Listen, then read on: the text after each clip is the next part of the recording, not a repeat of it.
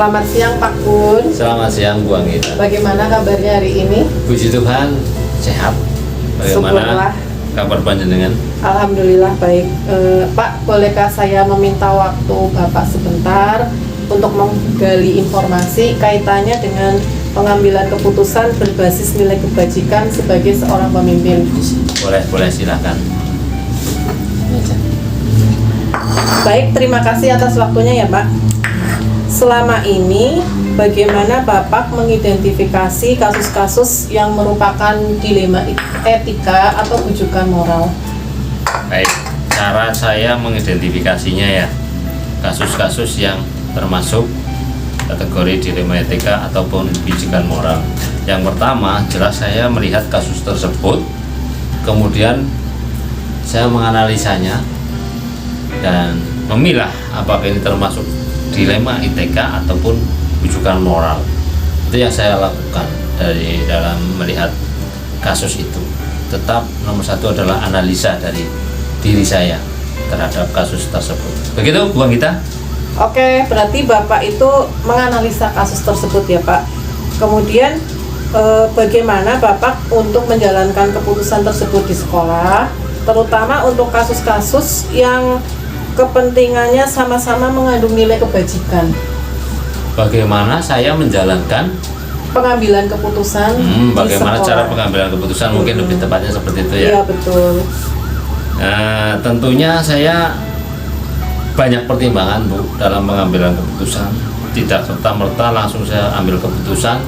Perlu saya renungkan, perlu saya pikirkan dampak positifnya apa, dampak negatifnya apa, jangka pendek, jangka panjang juga saya sering memikirkan hal itu supaya dalam mengambil keputusan saya itu tidak merugikan pihak manapun, bahkan kalau bisa itu menguntungkan semua pihak. Iya betul ya, Begitu. Pak. Kemudian agar kita bisa mengambil keputusan yang tidak merugikan siapapun atau kalau bisa menguntungkan semua pihak, langkah-langkah atau prosedur apa yang Bapak lakukan selama ini?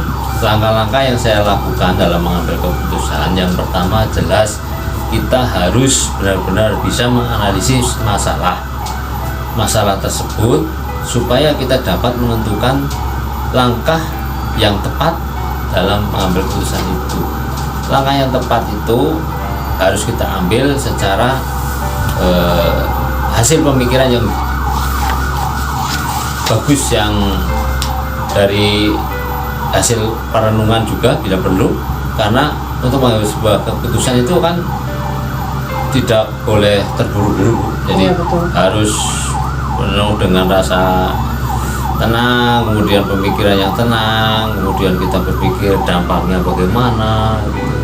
Jadi langkahnya itu saya yang pertama adalah menenangkan diri, kemudian berpikir, menganalisa dampak-dampaknya, kemudian baru saya ambil keputusan. Begitu langkah-langkah yang saya Iya. lakukan. Berarti menenangkan diri, terus menganalisa, baru mengambil tindakan nih Pak. Iya. Selanjutnya ya Pak, hal-hal apa saja Ya. yang selama ini Bapak anggap efektif dalam pengambilan keputusan pada kasus-kasus dilema etika? Hal-hal yang dianggap Anggap efektif efektif. Iya, dalam pengambilan keputusan terhadap kasus dilema etika. Iya. Ya, menurut saya begini, hal-hal yang efektif itu adalah salah satunya adalah menganalisa ya, analisis kasus.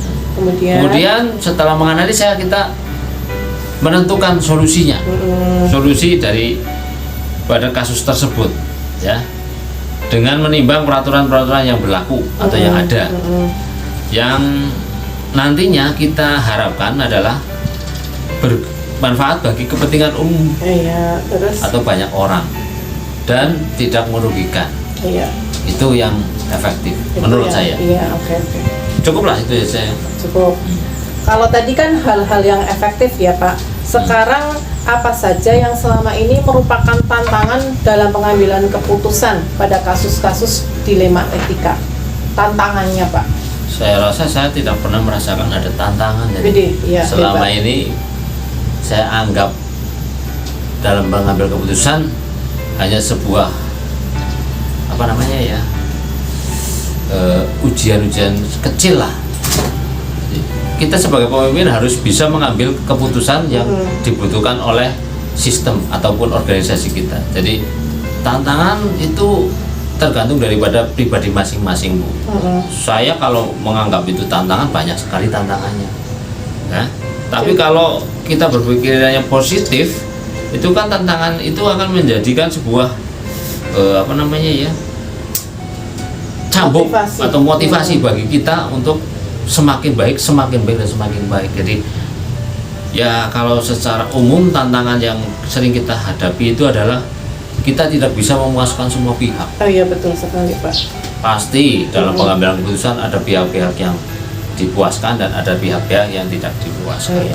Itu hal yang wajar karena manusia. Itu tantangannya nih, Pak. Iya, salah satunya. Selanjutnya, apakah Bapak memiliki sebuah tata kala atau jadwal tertentu dalam sebuah penyelesaian kasus dilema etika? Apakah Bapak langsung menyelesaikan di tempat atau memiliki sebuah jadwal untuk menyelesaikannya? Bentuk atau prosedur apa yang Bapak jalankan biasanya? Baik.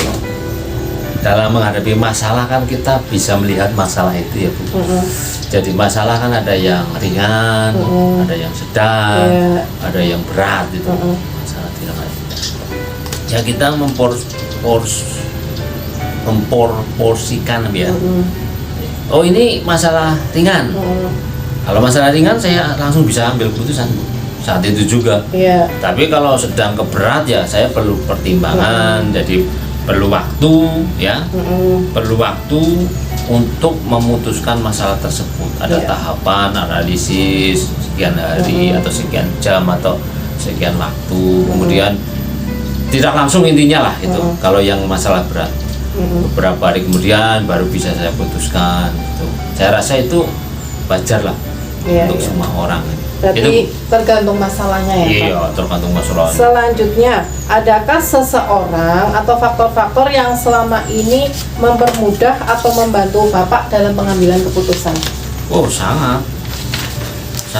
Yang membantu saya dalam pengambilan keputusan, terutama lingkungan kerja saya anggap itu sangat mendukung. Tim ya, Pak? Iya, teamwork. Terutama guru-guru yang sudah sepuh. Kemudian bisa kita melihat dari sisi orang tua siswa. Puji Tuhan, alhamdulillah saya dengan komite orang tua siswa selama ini hubungannya baik-baik saja. Jadi dalam pengambilan keputusan itu sangat mendukung. Mereka sangat mendukung. Jadi saya tidak terlalu kesulitan dalam pengambilan keputusan itu. Oke, berarti intinya dukungan semua warga sekolah ya, Pak, dari rekan-rekan guru, terus orang tua dan komite, begitu, Pak? Iya. Kemudian dari semua hal yang telah disampaikan tadi, pembelajaran apa yang dapat Bapak petik dari pengalaman Bapak dalam mengambil keputusan dilema etika? Pengalaman yang saya dapat petik dalam pengambilan keputusan dilema etika. Kalau menurut saya pribadi ya, dalam pengambilan keputusan itu jangan terburu-buru. Harus ada proses analisa. Jangan terburu-buru. Kemudian jangan mengenyampingkan rasa kemanusiaan. Kita harus mempertimbangkan itu. Kemudian juga jangan terlalu saklek bahasa Indonesia, kaku ya, kayak kanebo kering gitu. Kanebo kering kan itu kaku. Jangan seperti itu, supaya keputusan itu bisa bersifat fleksibel, ya, dan menjadikan sebuah dampak yang baik. Syukur-syukur untuk semua pihak. Oke.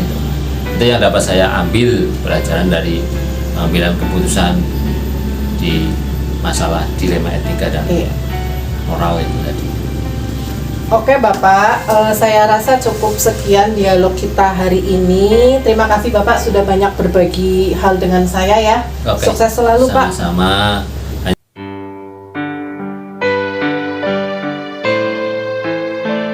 Selamat pagi Bu. Selamat pagi Bu Anggi. Bagaimana kabar hari ini Bu Wahyu? Alhamdulillah baik. Alhamdulillah. Bolehkah saya meminta waktu Ibu sebentar untuk menggali informasi kaitannya dengan pengambilan keputusan berbasis nilai kebajikan sebagai seorang pemimpin. Ya, boleh Bu, silakan. Oke, terima kasih ya Bu atas waktunya. Selama ini bagaimana Ibu mengidentifikasi kasus-kasus yang merupakan dilema etika atau bujukan moral? Ya. Di sini saya yang belum mengetahui secara pasti adanya dilema etika. Yang saya ketahui kalau dilema etika itu permasalahan antara benar dan benar. Nah, kemudian kalau bujukan moral itu antara benar dan salah. Itu yang saya ketahui. Jadi dilema etika itu yang benar dan benar, itu yang membuat saya bingung. Iya, benar sekali ya Bu, dilema etika itu permasalahan antara benar melawan benar. Iya. Kalau bujukan moral itu benar melawan salah. Iya. Kalau benar melawan salah sudah pasti kita pilih yang benar. Iya. Kemudian bagaimana Ibu untuk menjalankan pengambilan keputusan di sekolah, terutama untuk kasus-kasus yang ada kepentingannya yang sama-sama mengandung nilai-nilai kebajikan? Nah, kalau di sini saya sebagai seorang pemimpin tentunya dalam mengambil keputusan itu tidak hanya keputusan dari saya, tapi keputusan bersama dari semua pihak, semua guru, semua yang ada di sini atau semua warga sekolah. Kemudian di sini juga saya harus mengetahui apa permasalahannya. Jadi kalau misalkan dilema etika antara benar dan benar, nah itu yang membuat saya bingung, sehingga saya harus menyelesaikan masalah itu bersama warga sekolah. Berarti menyelesaikan masalah bersama warga sekolah ya Bu? Ya. Kemudian langkah-langkah atau prosedur seperti apa yang Ibu lakukan selama ini? Langkah-langkahnya yaitu yang pertama adalah saya akan mencari permasalahannya dulu. Iya, permasalahannya dulu. Apabila ada masalah, saya mencari masalahnya, akar masalahnya itu apa. Nah, setelah itu saya mencari bukti-buktinya. Apabila terjadi masalah, saya mencari bukti bagaimana itu terjadi, kenapa seperti itu, sehingga saya tidak dalam mengambil keputusan nanti tidak rancu atau tidak menghasilkan yang salah. Kemudian setelah diambil apa tadi, mencari bukti-bukti, mencari itu, saya tinggal mengambil keputusan, tapi juga tetap dengan cara mengambil keputusan bersama. Berarti pertama mencari permasalahan atau akar masalahnya, kemudian bukti-buktinya ya Bu. Baru dari bukti-bukti itu dipertimbangkan untuk mengambil keputusan ya. Terus hal-hal apa saja yang selama ini Ibu anggap efektif dalam pengambilan keputusan pada kasus-kasus dilema etika? Hal-hal yang efektif ya tentunya kita harus mengambil keputusan yang secara bersama. Di sini maksudnya tidak secara sepihak seperti tadi yang sudah dijelaskan. Ya, berarti mengambil keputusan dengan melibatkan seluruh warga sekolah ya. Sekolah. Kemudian kalau tadi kan hal-hal yang efektif ya Bu. Sekarang hal-hal apa saja yang selama ini merupakan tantangan dalam pengambilan keputusan pada kasus-kasus dilema etika? Tantangannya Bu. Ya, tantangannya tadi kayak misalkan kita mendapat permasalahan yang antara benar dan benar, itu yang sangat membingungkan bagi saya, dan saya sangat membutuhkan semua warga sekolah untuk membantu menyelesaikan masalah tersebut. Itu tantangannya. Tantangannya adalah menyelesaikan kasus yang benar lawan benar, itu kan sama-sama benar ya Bu. Iya, sama-sama benar. Jadi saya takutnya karena ini sama-sama benar, jadi saya harus betul-betul jeli, kemudian betul-betul dirembuk bersama warga sekolah. Apakah Ibu memiliki sebuah tata cara atau jadwal tertentu dalam penyelesaian kasus dilema etika? Terus apakah Ibu langsung menyelesaikan di tempat atau memiliki sebuah jadwal untuk menyelesaikannya? Terus bentuk atau prosedur apa yang Ibu jalankan? Iya. Saya di sini Bu, saya tidak menggunakan tata kelola, jadi saya kalau ada permasalahan langsung saya selesaikan secepat mungkin, tapi bersama dengan warga sekolah. Gitu. Jadi tidak sendirian, saya pasti mengundang semua warga sekolah untuk menyelesaikan semua masalah. Oke, berarti prinsipnya itu secepat mungkin Iya. menyelesaikan masalah dengan melibatkan warga sekolah Iya, ya, dengan betul. rekan-rekan guru ya. Iya. Terus adakah seseorang atau faktor-faktor apa yang selama ini mempermudah atau membantu Ibu dalam pengambilan keputusan? Dalam mengambil keputusan ini, ya faktor-faktor penting adalah keputusan bersama.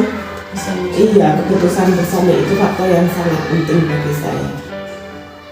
Setelah seperti yang sudah saya jelaskan tadi, kalau saya sendiri tidak mau mengambil keputusan secara pribadi atau sepihak, jadi saya selalu mementingkan keputusan bersama dengan warga sekolah. Berarti faktornya adalah dari warga sekolah ya, atau Iya. faktor keputusan atau dukungan dari warga sekolah ya. Dari tim. Iya. Kemudian dari hal yang sudah disampaikan Ibu tadi, pembelajaran apa yang dapat Ibu petik dan dari pengalaman Ibu mengambil keputusan dilema etika? Kalau dari pengalaman tadi yang bisa saya ambil adalah saya bisa belajar untuk terbuka terhadap semua warga sekolah maksudnya, dan bisa berkomunikasi yang baik dengan semua warga sekolah, sehingga dengan adanya keterbukaan, kemudian dengan adanya komunikasi yang baik, maka akan membangun teamwork yang bagus, kerjasama yang bagus. Berarti belajar untuk terbuka, terus membangun teamwork yang kokoh, yang bagus ya Bu. Oke Ibu, saya rasa cukup sekian dialog kita hari ini. Terima kasih banyak Ibu sudah berbagi banyak hal dengan saya. Terima kasih pula untuk waktunya ya Bu. Ya, sukses selalu ya Bu. Terima kasih. Sama-sama.